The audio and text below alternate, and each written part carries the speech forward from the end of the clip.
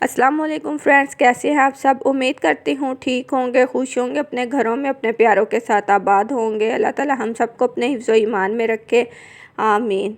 आपको अपने channel मिसबास kitchen में वेलकम करती हूँ और आज मैं लेकर आई हूँ पनीर की ज़बरदस्त सी रेसिपी। आप लोगों के लिए चीज़ भी बोलते हैं, पनीर भी बोलते हैं, तो वीडियो को स्किप मत कीजिएगा। चैनल को अभी तक सब्सक्राइब नहीं किया, काइंडली सबसे पहले सब्सक्राइब कर दें और बेल आइकन को ज़रूर प्रेस करें न्यू वीडियो के नोटिफिकेशन के लिए। वीडियो स्टार्ट करते हैं। बिस्मिल्लाहिर्रहमानिर्रहीम। मैंने देगची में जो है वो दूध डाल दिया। दूध ऑलरेडी फटा हुआ था, तो मैंने इसे चूल्हे पे रख दिया।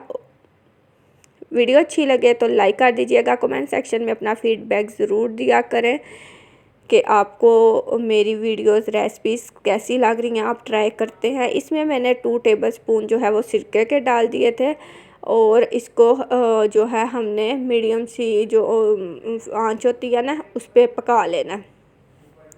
जब ये इस तरह की इसकी लुक आपको देखने के लिए मिले तो तब क्या करेंगे, इसको चूल्हे से उतार लेंगे देगची को और इसे अच्छी तरह सादा और साफ़ पानी से धो लेंगे, इतना कि इसमें जो सिरके का खट्टापन है ना वो ख़त्म हो जाए। बहुत अच्छी और बहुत सिंपल सी रेसिपी है। दूध जब ख़राब भी हो जाए तो उसको वेस्ट मत किया करें। इस तरह से आप बना कर रख सकते हैं, मुख्तलिफ़ रेसिपीज़ में यूज़ कर सकते हैं।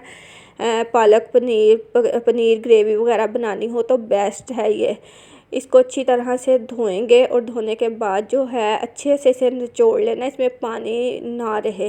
निचोड़ने के बाद इसे इस तरह किसी छलनी पे रखने के बाद इस पर वेट रख देना है और इसको तकरीबन 2 से ढाई घंटे के लिए मैंने रख दिया था कि इसका जो पानी है वो बिल्कुल ड्राई हो जाए।